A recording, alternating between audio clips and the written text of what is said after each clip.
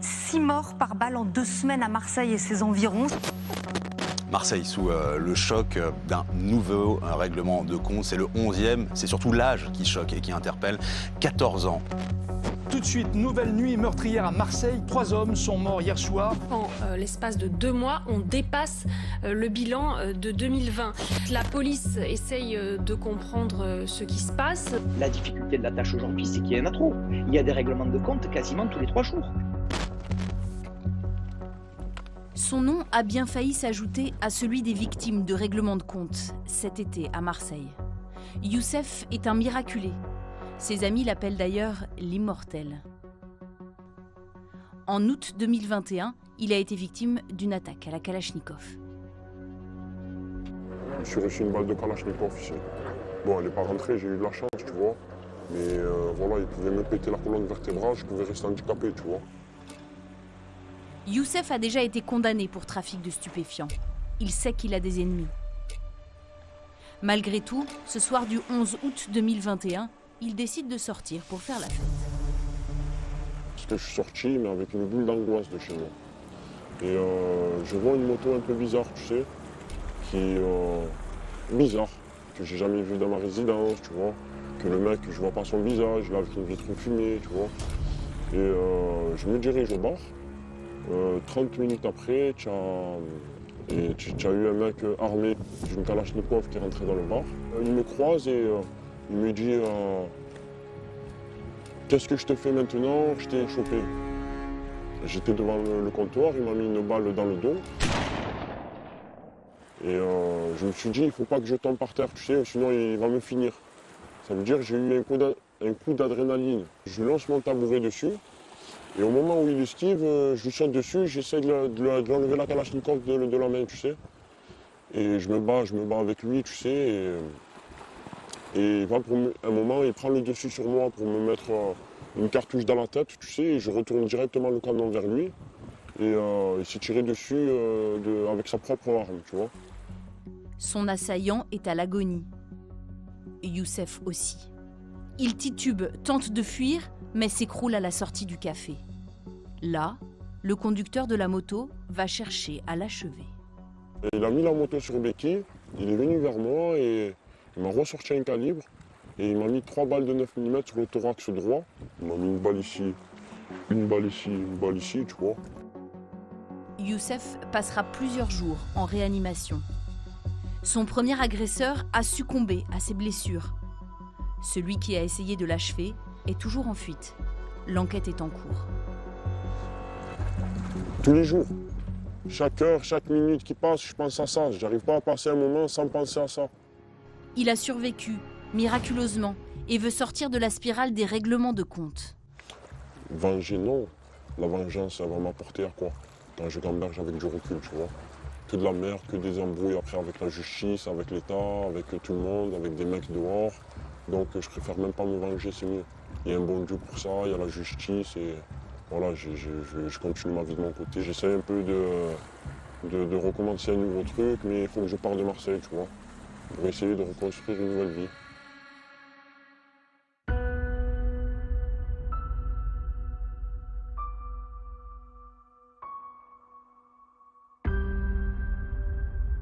De juin à septembre 2021, à Marseille, il y a eu 25 homicides volontaires, dont la plupart liés au trafic de drogue.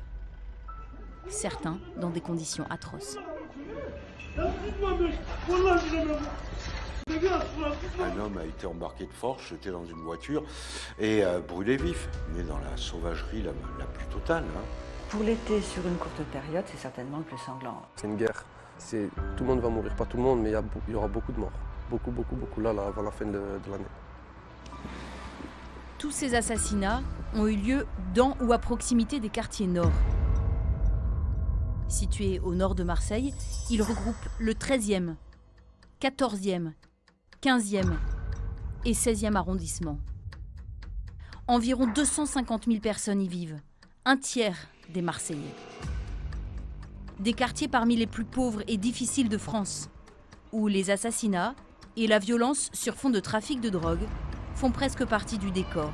depuis 20 ans.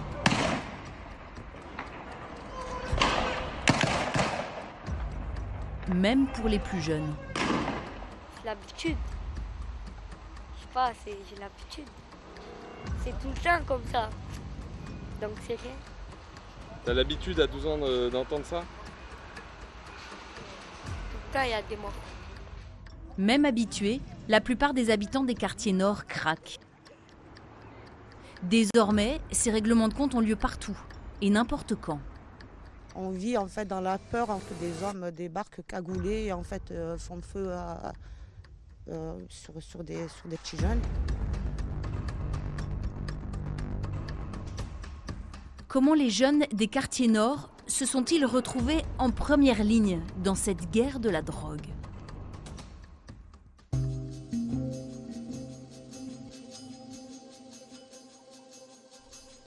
Les quartiers nord de Marseille, c'est plus de 100 points de deal. Certains sont ouverts 24 heures sur 24, 7 jours sur 7. Les 5 plus gros génèrent entre 50 000 et 80 000 euros par jour, selon la police. La partie visible de ce trafic, ce sont eux. Les guetteurs.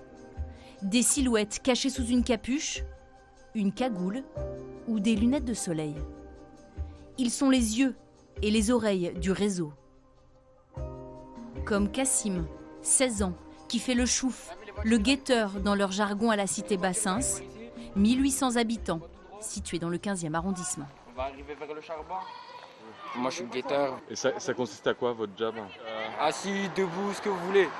Tant que tu es à ton poste, tu restes à l'affût, tu cries quand il y a la police, c'est bon. Et ça vous arrive des fois qu'ils rentrent sans que vous les voyez ou... Après, ça c'est quand le guetteur il rate. Ou après sinon ils viennent à pied, mais sinon c'est tout. Sinon on les voit tout le temps.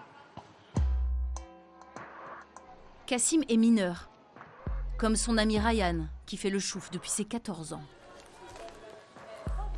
Là, c'est l'entrée du quartier, là. Ouais. Les clients, ils rentrent par là, ça c'est la seule entrée en voiture possible. Comme tous les jeunes, on a besoin d'argent, on a besoin de s'acheter des habits. On voit les autres qui s'habillent bien, on a envie de s'habiller bien. Voilà, c'est pour ça. Et nos parents, ils font ce qu'ils peuvent, mais ils ne peuvent pas tout nous acheter. On ne va pas devenir millionnaire en faisant ça. Parce que je vois les policiers qui mettent, même BFM TV, les journalistes et tout, ils mettent qu'un guetteur, ça gagne 5 000 euros par mois. C'est rien à voir. Un guetteur, les gens ils pensent que c'est facile, mais c'est dur. Tu es là de 10h du matin à minuit. Tu fais rien, tu t'es assis sur une chaise, tu t'ennuies. Des fois, il y a le soleil, il y a la pluie, tu travailles, tout ça pour 100 euros par jour. Un job difficile, mais où l'argent sert d'appât. Ryan et Kassim sont entrés dans le réseau pour les gains. Ils y ont pris goût. Le piège s'est maintenant refermé. Nous, on a arrêté l'école pour avoir de l'argent. Parce que nous, on n'aime pas l'école. Et on est venu pour travailler, pour aider nos familles. Mais on n'est pas des délinquants, on n'est pas des voyous, on n'est pas des voleurs. Après, nous, on travaille comme tout le monde. Des mineurs qui ont juste l'impression de travailler, de jobber, comme ils disent. Sans avoir conscience d'être en marge de la loi, selon Karine Sabourin, vice-présidente du tribunal de Marseille. Il nous arrive d'avoir des jeunes maintenant qui croient bien faire en s'insérant dans un réseau de trafic de stupéfiants. Parce que finalement, ils ont un emploi, ils ont des horaires de travail, ils se lèvent le matin, ils ramènent de l'argent. Puis pour eux, c'est les valeurs dominantes dans la cité, c'est le trafic de stupéfiants, c'est l'entreprise qui marche dans la cité. Alors, le guetteur qui rentre dans le trafic de stupéfiants sans avoir conscience qu'il est dans l'illégalité, et il se normalise. Et donc pour lui, c'est normal. Et pour lui, c'est aussi normal d'avoir de l'argent pour s'acheter des chaussures de marque, une casquette de marque, un t-shirt de marque. Le but de ces achats est de ressembler à tous les ados de leur âge. Dans ses enquêtes dans les quartiers nord, Philippe Pujol raconte que les trafiquants ont même donné un nom à ce phénomène. Être des Frédéric, pour certains, ils vont te dire. Être des Frédéric, pour eux, c'est être intégré dans la société française. Ça veut dire, parce que pour eux, Frédéric, c'est un prénom français. Et pour eux, être des Frédéric, c'est le but. Ça veut dire avoir une femme, tranquille, une maison, un crédit, une bagnole et une petite vie où tu vas travailler, tu vas un peu au stade Vélodrome, tu regardes Netflix. Une vie presque banale.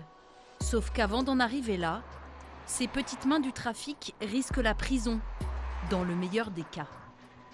Pendant notre tournage dans la cité Bassins, une brigade spécialisée dans la lutte contre le trafic de drogue vient d'interpeller un vendeur. Un face-à-face entre policiers et guetteurs s'engage alors. C'est pas chez toi. C'est pas chez toi. Toi, dégage. C'est pas chez toi ici. Viens, grand. Y'a quoi? Viens. Qu'est-ce qui se passe? On vient péter le point stup et ils ont peur, hein. Ils savent qu'ils ont quelque chose à se reprocher. Pourquoi ils ont peur? Ils ont peur qu'on les attrape avec du stupéfiant, de la matière. Et là, vous avez attrapé quelqu'un? On est en vérification là pour le moment. Et vous n'avez pas peur de venir sur les points de deal? Non, jamais. Il faut qu'ils comprennent qu'en fait, force doit rester à la loi. C'est ça qui est important en fait.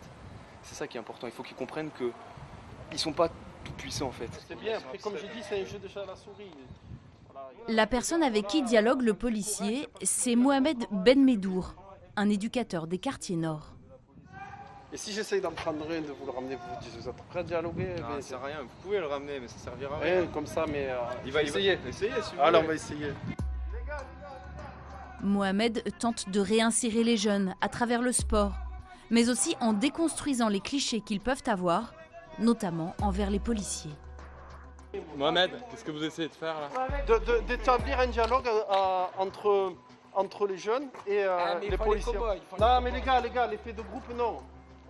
Depuis un an, la police pilonne sans arrêt les points de deal. Les petites mains du réseau, les guetteurs sont en première ligne. Mohamed tente d'apaiser les tensions. C'est facile d'insulter, de crier, de machin. Qu'est-ce qui se passe? Non. Enlevez vos masques là. Alors peut-être que j'ai déjà interpellé ici. On ne discute pas avec eux. Parce que... Ils n'arrivent pas à dialoguer, ils frappent les jeunes. Ils vous respectent. Mais non, ils ne les respectent pas parce qu'ils ne nous respectent pas. Finalement, d'échange, il n'y en aura pas vraiment. Les gars, on va y aller par contre. On a du travail. Quand vous voulez pas déposer le collègue, miskin. Non, les gars sont irrespectueux. Il a rien fait, il a rien fait. Qu'est-ce qu'il a rien fait? Tu sais pas ce qu'on a sur lui. Habitués aux gardes à vue, les guetteurs indiquent à leurs copains interpellés qu'on n'y est pas si maltraité, notamment qu'on y mange bien. Fais la gamelle, t'inquiète, tu vas à l'hôtel gratuit, tu payes pas. T'inquiète, tu vas sortir le soir, le cordon bleu, il est bon à skip. Allez les gars. T'inquiète, t'as vu les biscuits du petit matin avec la petite brique de jus, c'est bon. C'est léger, t'inquiète, c'est rien. Voilà. Ah t'inquiète, fais le signe Joule en cellulaire, t'inquiète, ça va bien se passer. Allez, 10 sont propres. Ah ça va bien se passer mon poteau. Tu cours pas vite toi. Les jeunes se moquent ouvertement d'un policier. Là ça doit être un stagiaire, ça doit être un stagiaire. Non mais il faut qu'il apprenne le métier. C'est un stagiaire les gars, c'est un stagiaire. Voilà, c'est un stagiaire, il vient de commencer. Voilà, tu es débutant mon frère. Rentre à Bassins. Sur la personne interpellée, les policiers n'ont en fait retrouvé aucune substance. J'espère qu'avec le temps, en faisant ce rapprochement jeune-police, qu'il y ait un dialogue et qu'à la fin, la plupart des jeunes comprennent qu'en fait, le jeu n'en vaut pas la chandelle. Un combat dans lequel Mohamed se sent un peu seul. Alors, en septembre 2021, lors de la venue du président de la République à Marseille, pour annoncer son grand plan pour la ville, Mohamed a tenté de l'interpeller. Oui. Je m'appelle Mohamed, je suis chantier de vous êtes le président de tous les chantiers, donc vous êtes chez vous. Comme tout le monde est ici,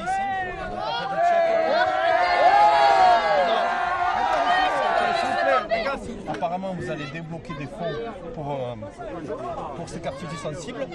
Et l'éducation, c'est primordial. C'est primordial. L'âge d'or de l'apprentissage, c'est à 12 ans. Donc, l'éducation, il faut miser dessus pour pas que ces jeunes dérivent. Donc, on compte sur l'éducation et un suivi. Et un suivi, exactement. On est vraiment en situation d'urgence. Il y a un cri d'alerte à faire entendre à Monsieur le Président de la République, la population des quartiers nord qui est vraiment à bout de souffle, Notre jeunesse est à la dérive. La seule personne à qui on peut se retourner, c'est le Président de la République, je pense. Mohamed vient du quartier des Marronniers, quartier endeuillé au cœur de l'été par la mort de Ryan, 14 ans.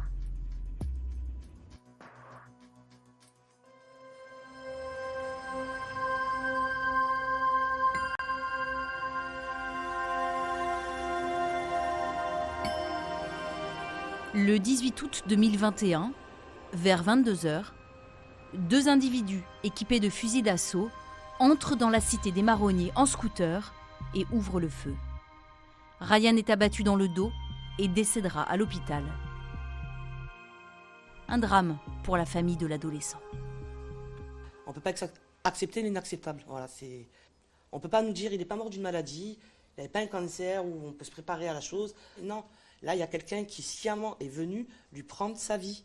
On lui a tiré dessus, on l'a criblé de balles en sachant que derrière il allait mourir.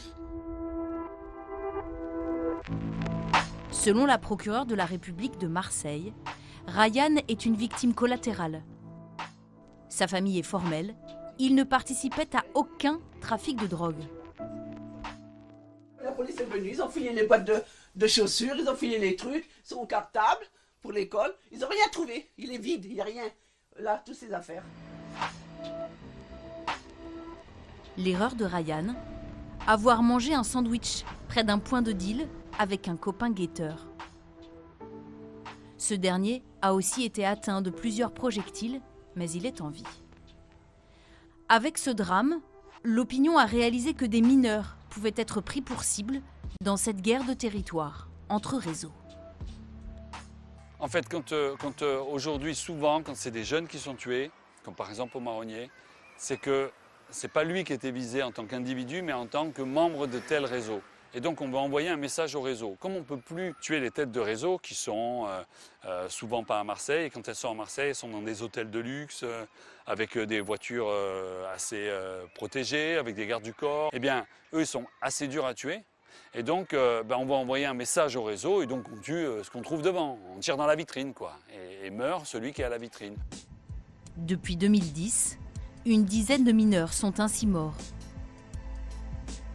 Avant, seules les têtes de réseau étaient assassinées. Maintenant, on tue à tous les niveaux de la hiérarchie. Le message, c'est « je suis impitoyable, j'ai peur de rien et tu vas me laisser le territoire ». En clair, on vide le terrain à l'arme lourde pour installer ses propres hommes.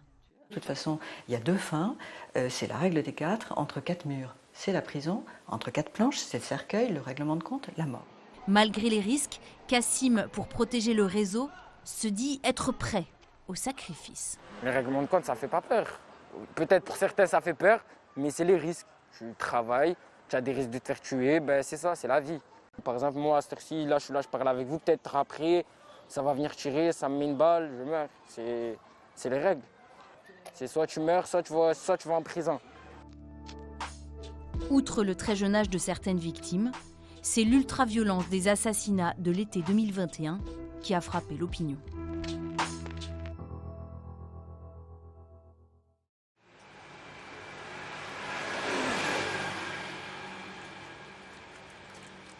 Il était à peu près 1h du matin, on a entendu des coups de feu, bom bom, à la Kalachnikov, je sais pas, là, c'était...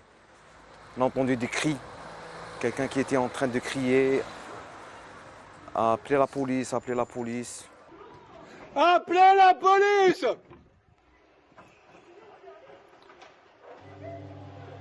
Cette voix, c'est celle d'un habitant des Chartreux, quartier d'ordinaire paisible. Impuissant, il assiste dans sa rue à l'enlèvement violent d'un homme. C'était le 22 août 2021. C'était 3 mecs cagoulés.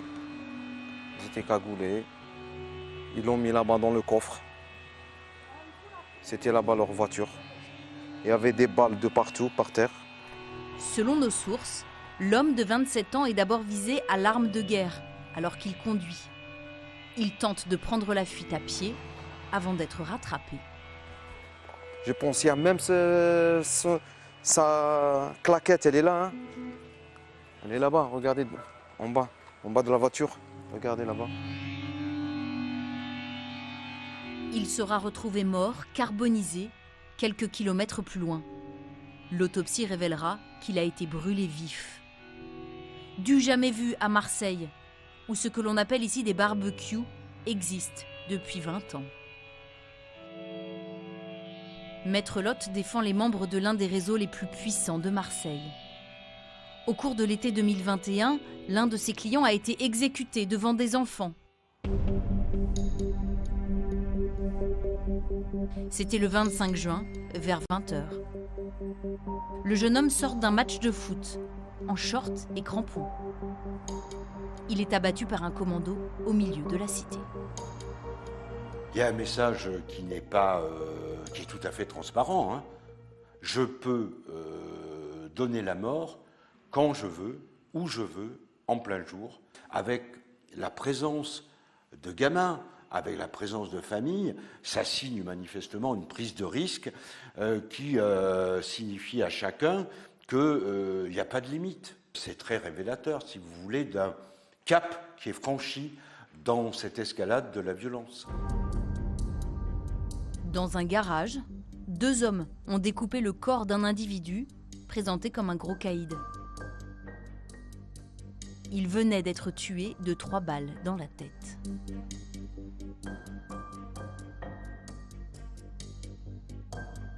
Plus vous êtes violent, plus vous pouvez être respecté. Et si vous êtes respecté, vos affaires, normalement, doivent prospérer. Une logique insupportable pour certains grands frères, comme le rappeur Arcani, qui jusqu'à ses 20 ans était trafiquant de drogue. C'était pas envisageable. Le fait de tuer à cette époque, c'était pas envisageable. À notre époque, à nous, tous réglés au point, comme des hommes. On faisait la bagarre, on se chiffonnait bien comme il faut. Aux assassinats barbares s'ajoutent des séquestrations, des tortures, dont sont souvent victimes les petites mains du réseau. Pour en parler, la procureure de Marseille a accepté de nous recevoir. Et ça, c'est peut-être quelque chose sur lequel il faut insister, c'est que ces jeunes sont totalement livrés, sont placés, mais alors j'utilise le terme à dessein, en esclavage, hein, qu'ils sont souvent victimes de graves violences, voire même pour certains d'actes de torture et de barbarie, lorsqu'ils ont le malheur, soit de perdre un peu de produits, soit de perdre un peu d'argent, soit de ne pas être aux ordres de ceux qui les dirigent. Quelquefois, pendant ces séquestrations, il y a une méthode intermédiaire qui peut être ce qu'on appelle la jambisation, qui consiste à tirer dans le genou d'une personne pour l'intimider. Malgré les risques de sévices graves, pour ces jeunes, le réseau s'impose souvent comme un plan B. Ils ont l'impression d'avoir enfin trouvé une équipe, une famille. Après, très souvent aussi, ce sont des jeunes, on va dire, j'aime pas trop ce terme, mais c'est souvent le même profil qu'on retrouve dans les trafics. Ce sont des jeunes issus d'une famille monoparentale, avec parfois aussi des problèmes, il y a eu des drames familiaux, un placement dans un foyer éducatif. À la fin de ce placement, il n'y a eu aucune perspective pour eux. Ils se raccrochent à la chose la plus facile à trouver, malheureusement, le trafic de stupes. Des mineurs isolés ou en rupture scolaire, c'est exactement le profil recherché par les trafiquants de drogue. Ils coûtent moins cher, sont malléables et risquent en dessous de 16 ans, au pire, une convocation chez le juge des enfants. Capitalistes, ces PME de la drogue cherchent à minimiser leurs risques et maximiser leurs gains.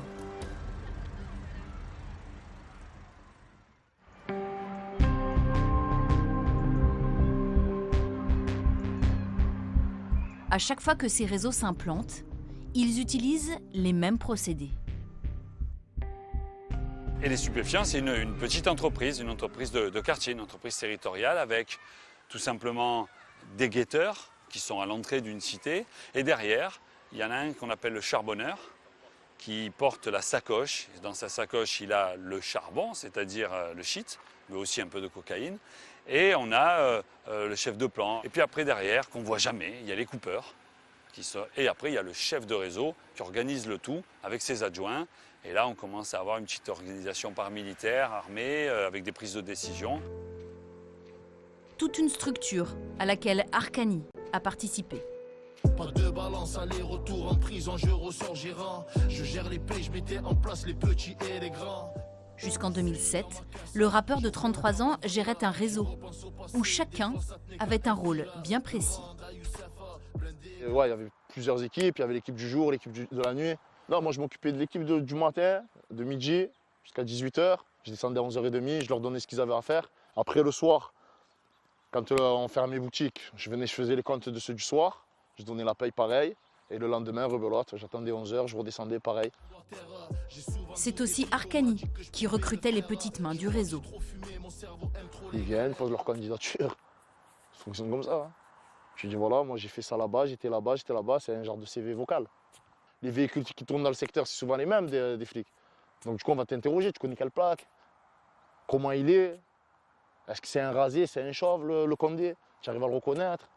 Comment il se fait appeler? C'est quoi son surnom? Il y a des questions qui se posent. Et une fois que les questions sont posées, c'est bon, il est validé. Une activité très lucrative. Pour son travail de gérant, Arcani pouvait toucher jusqu'à 700 € par jour. Des sommes considérables. Mais Arcani a tout dépensé. Aujourd'hui, il travaille dans le bâtiment. Kader, lui, est loin d'avoir tourné la page. Il est actuellement en détention provisoire. Ça va? Et risque une lourde peine. Nous l'avons joint depuis sa cellule, où il attend son procès, après avoir été interpellé en possession de plus de 100 kilos de cannabis. Pour maximiser leur vente, il raconte que les réseaux ont une vraie stratégie commerciale. C'est hiérarchisé, structuré, il faut être ponctuel, il faut être poli, il faut être courtois. C'est une relation avec des clients. Donc c'est comme dans tout commerce. Le client arrive sur le point de vente. Il est reçu, on lui parle poliment. Un jour, il choisit ce qu'il veut, il paye, suivant ce qu'il veut, il peut avoir des petits cadeaux, comme un briquet, des feuilles, un jeu à gratter. Voilà, c'est une fidélisation du client. Le but, c'est qu'il se sente en sécurité, qu'il soit le plus à l'aise, et pas honte, ne sente pas agressé ou dévisagé, jugé. Et voilà, le but, c'est de satisfaire de point le client. Des consignes appliquées à la lettre sur le terrain par les petites mains du réseau, même quand parmi les clients figurent, selon Kassim, des policiers. Il y a des médecins, des profs et tout qui viennent toucher, qui prennent de la mâche, du shit, il y a de la bœuf, ils prennent. Il y a des policiers qui fument le shit, il faut être poli avec eux et leur donner de bons morceaux pour qu'ils reviennent. Certains points de deal attirent plus de 2000 clients par jour. C'est le cas à la Castellane. Un succès qui rapporte gros. Une opération de police a permis de se rendre compte des gains générés. En janvier 2013, 28 personnes, des armes et plus de 100 kilos de drogue sont ainsi saisies. Mais une autre scène va marquer les esprits. Karine Sabourin dirigeait l'enquête. Les policiers envahissent la cité. Les valises de billets valsent des fenêtres. Les trafiquants, avant d'être interpellés, jettent littéralement l'argent par les fenêtres. L'expression prend alors tout son sens. Mais les policiers parviennent à mettre la main sur ces valises. 1,3 million d'argent liquide. Les policiers m'appellent en me disant « on ne sait pas comment compter l'argent ». On a les compteuses à billets des trafiquants, est-ce qu'on a le droit de les utiliser? Alors moi j'étais embêtée parce qu'il y avait les empreintes sur les compteuses à billets. D'un autre côté, comment vous voulez demander à des policiers qui ont plus de 20 gardes à vue à gérer avec toute la procédure de compter les billets? J'ai dit ok, allez prenez les compteuses à billets des trafiquants. Et c'est comme ça qu'on a compté les billets. Les enquêteurs vont saisir quelque chose d'encore plus rare. Des carnets de comptes. Le budget quotidien du réseau sous forme de centaines de feuilles volantes. Ces documents offrent une plongée inédite dans le fonctionnement du réseau. On voit la marchandise vendue au jour le jour. Ici, 21 plaques de 400 grammes pour 8 400 €. Ou la paye quotidienne des employés. 250 € pour un certain CV ou encore 300 € pour patates. Partant de ces centaines de feuilles volantes, le chercheur David Weinberger a pu extrapoler et recréer la comptabilité de l'entreprise sur une année complète. Les chiffres sont vertigineux. on avait vraiment quasiment 2 mois pleins où on pouvait identifier avec précision le volume de vente. Et donc on arrivait sur ces 80 jours à un volume qui était lié en chiffre d'affaires à 3,8 millions. Et donc, on l'a projeté sur une vente qui aurait duré 1 année pour avoir un chiffre d'affaires annuel. Et là, on est autour de 17 millions et demi de chiffre d'affaires par an. À la tête du réseau, cet homme, Nordine Achouri. Si les petites mains gagnent à peine le SMIC, lui menait la grande vie. Nordine Achouri, c'est quelqu'un d'assez extraordinaire. Il avait un cheval de course, il allait dans des hôtels à Monaco, il menait vraiment un grand train. Et moi, je me souviens encore de l'interrogatoire en cabinet, où je lui disais, bien sûr, c'est vous qui payez tout ça, qui financez tout ça. Et notamment quand il était avec une de ses petites copines, etc. Vous allez à l'hôtel, vous allez jouer, vous l'amenez au casino à Monaco, etc. Et lui, grand seigneur, mais bien sûr, madame. Donc, si vous voulez, voilà, nous, il est tombé dans le dossier aussi à cause de son train de vie, à cause de son train de vie, et de son incapacité à nous dire, à mentir sur son train de vie. Il était fier de lui, il était fier, et c'était une belle organisation, sauf qu'elle était du mauvais côté.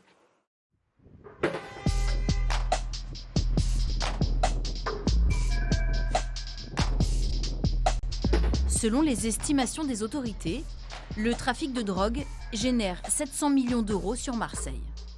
Des sommes colossales au cœur de la guerre que se livrent les réseaux. Lorsqu'il y a des cités qui génèrent 50, 60, 70 000, 80 000 euros par jour de bénéfices, forcément ça attire les convoitises, il y a des jalousies, on veut récupérer des territoires.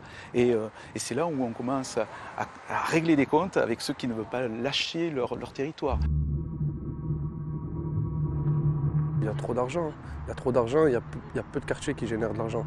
Donc les personnes, ils veulent prendre le peu de quartiers qui génèrent de l'argent. Et donc, et vu qu'il y a plus d'équipes, donc il y a plus de morts. Il y a des équipes qui sont créées, qui n'étaient pas avant. Et donc ça fait plus de morts, logiquement. De sources policières, la vingtaine d'homicides volontaires de cet été 2021 aurait pour toile de fond au moins 2 conflits. Le premier opposerait 2 gangs, les Blacks contre les Gitans. Le phénomène des Gitans, par le passé, a entraîné beaucoup de règlements de compte. Ça a été une 50aine de décès, de morts, d'homicides qui ont été enregistrés entre 2005 et 2015. Ici, au terme d'une course-poursuite, dans le tunnel du Prado, entre les 2 bandes, 2 membres des Gitans ont été abattus.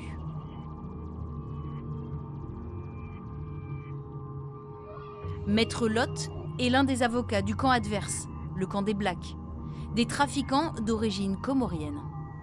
Je pense que c'est une réalité, c'est une guerre qui est ancienne, c'est une guerre de territoire, c'est une guerre pour l'argent, c'est une guerre fratricide, c'est une guerre sans merci.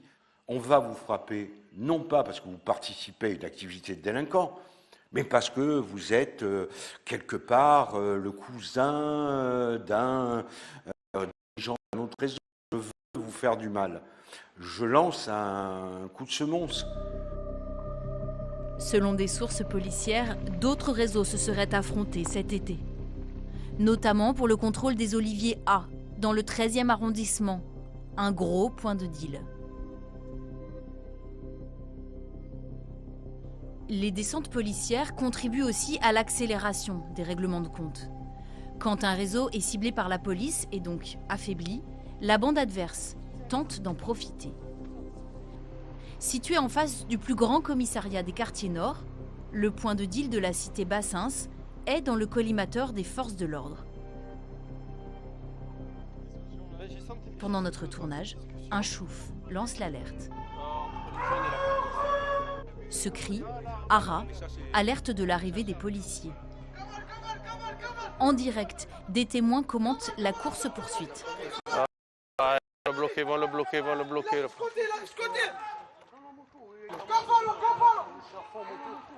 L'étau se resserre. En interpellant un des trafiquants, un policier lui porte un coup.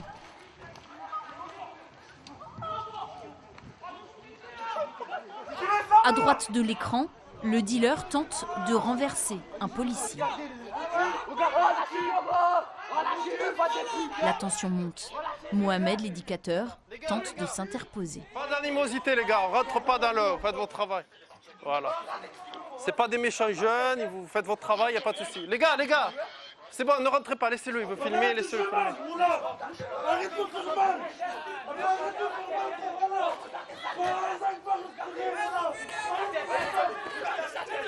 Les gars, c'est bon, oh. Doucement. Des projectiles volent. La situation devient explosive.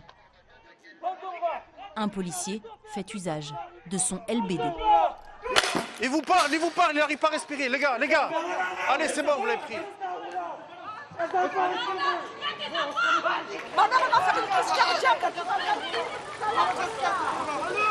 C'est bon, les gars, lâchez rien.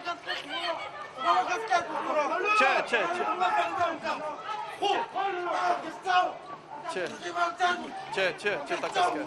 Chut, calme-toi, ça sert à rien, ton prix, calme-toi, les gars.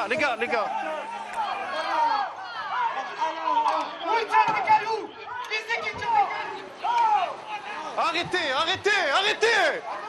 Les gars, arrêtez. C'est bon. Il est bon. Oh, il y a des mamans. Stop, arrêtez. C'est qui se fait caillasser en premier? C'est nous. J'ai rien dit, mais ne rentrez pas dans le jeu. C'est pas un mauvais jeune, couteau sorti quand j'interpelle. Donc c'est pas un mauvais jeune. Eh ouais, monsieur. Est-ce que vous amenez ouais, monsieur. On a attrapé le vendeur, sauf que les mecs ils se rapprochent, ils veulent récupérer le mec, comme dans toutes les cités. Allez. C'est bon, l'attention va redescendre dans le commissariat. S'il vous plaît.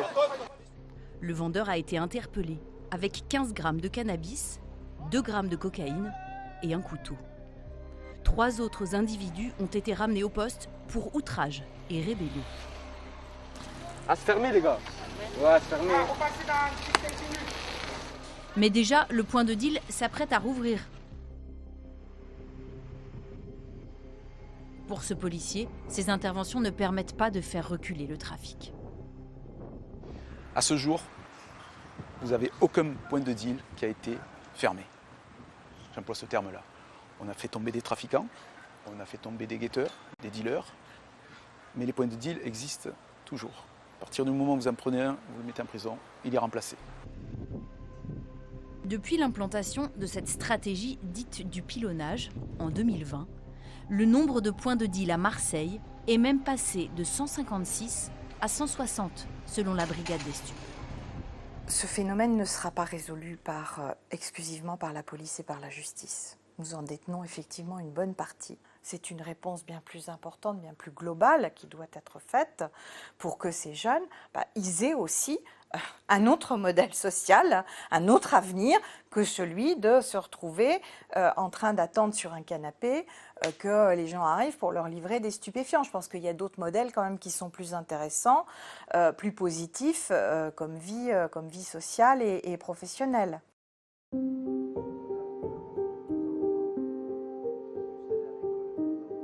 Pour l'instant, les quartiers nord offrent peu d'horizons aux plus jeunes. À la cité des Bourrelly-Perrin, longtemps considérée comme l'une des plus tranquilles des quartiers nord, là aussi, un réseau est en train de tisser sa toile. Les jeunes se sentent abandonnés. Qu'est-ce que tu as fait cet été? Moi, brièvement, je suis resté plus au quartier, j'allais vite fait à la mer, c'est tout. T'es pas parti en vacances? Non. Moi, rien de spécial. J'ai fait rien de spécial. En 2018, on allait en camp, on s'amusait, mais depuis qu'ils ont enlevé le centre, il n'y a plus rien à faire au quartier. À part rester, jouer au foot, mais encore. Comme la majorité des jeunes des quartiers nord, Ilyes, Devon, Reda, Chahir ne participent pas au trafic de drogue. Mais depuis près de 2 ans et demi, leur refuge, le centre social historique des Bourrelly, est fermé pour mauvaise gestion. Abdelali Louafi est le dernier à avoir dirigé cette structure, implantée au cœur du quartier. C'est le couloir de l'ancien centre social. Les anciens locaux sont aujourd'hui à l'abandon. Je regarde parce que franchement, c'est désespérant ce qu'il y a comme... Il ne reste que les vestiges d'une époque qu'Abdelali regrette. il y avait de la vie. Il y avait de la vie.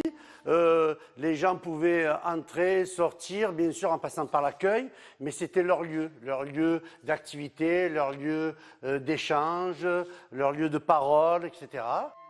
Bénévole pendant 40 ans ici, il se souvient des visages des jeunes qu'il a accompagnés.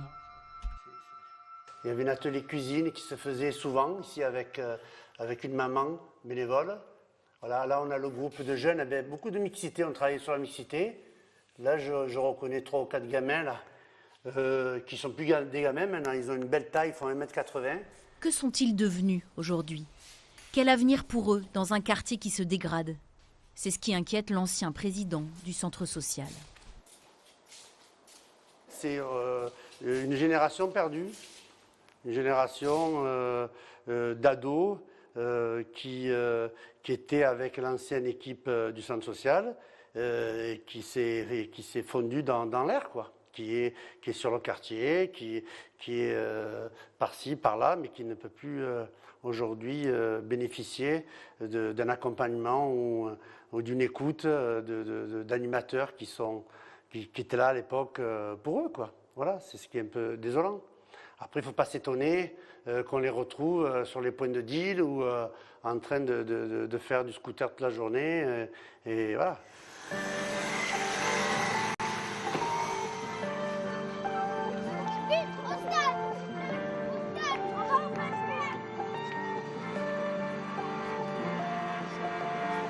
Mais parmi les jeunes que le centre a accompagnés, il y en a aussi qui s'en sortent. Mounir, 22 ans, est devenu un exemple pour les plus petits. Il a grandi au Bourrély, entouré d'éducateurs. Le sport, les sorties cinéma, le bowling, il a découvert une vie en dehors du quartier. Le trafic de drogue n'était pourtant jamais loin. Mounir a perdu son meilleur ami dans un règlement de compte. Ghost, c'était son surnom. Ça, c'était son nom Snap. Et du coup, c'est mon ami, fan du Barça, comme tu peux le voir, comme moi. Et c'était mon ami, il est mort en 2016, 24 décembre 2016, à l'âge de 19 ans, donc c'était très tôt. Et le jour où ça s'est passé, c'était pendant les vacances scolaires. Ça m'a fait un choc en mode faut que tu réussisses ta vie. Mais ça m'a donné une certaine énergie, arrivé à la rentrée. J'étais dans mon coin normal, traumatisé et tout. Mais j'avais envie d'arriver au bac et franchement, je voulais le détruire le bac. Au final, je l'ai eu avec mention bien même. Donc ça va. Mounir vit toujours dans la cité. Aujourd'hui, il étudie la finance en 2e année de master.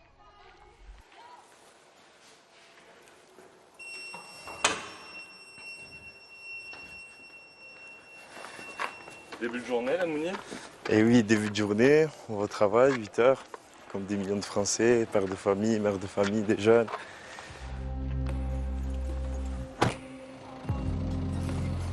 Le quartier est encore endormi à cette heure-ci. Les choufs, les guetteurs du réseau ne sont pas encore à leur poste. Mounir, lui, part travailler dans le centre de Marseille. Il est en alternance dans une agence de la Banque Postale. Moi, j'ai pas encore réussi, j'habite toujours au même endroit. Ok, j'ai mon bac, ok, j'ai un travail, etc. Ok, j'ai un beau diplôme et tout. Mais j'espère qu'un jour, si j'arrive à passer les échelons de la société, pourquoi pas être un relais? Un relais, c'est-à-dire justement ce que je t'expliquais.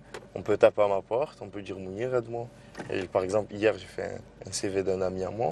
Tu vois, c'est rien du tout, mais c'est quand même une aide que c'est dur à trouver quand même. Parce qu'avant, c'est le centre social qui s'occupait de faire les CV, etc. Il a fermé. Voilà.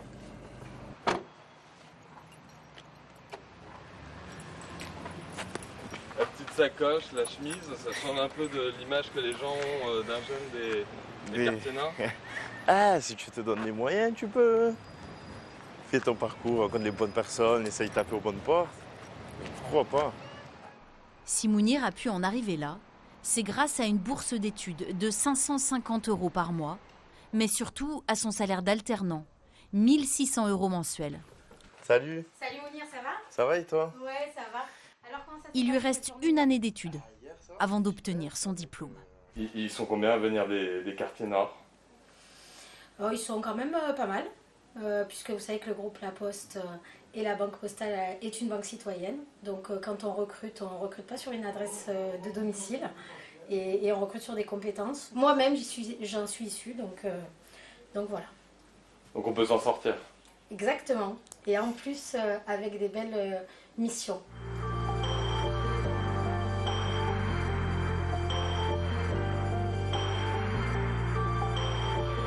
Investir dans la jeunesse et réinventer les lieux. Aux habitants des quartiers nord, Emmanuel Macron a fait cette promesse en septembre 2021. Le président de la République a annoncé un plan de 150 millions d'euros pour renforcer la police et lutter contre le trafic de drogue.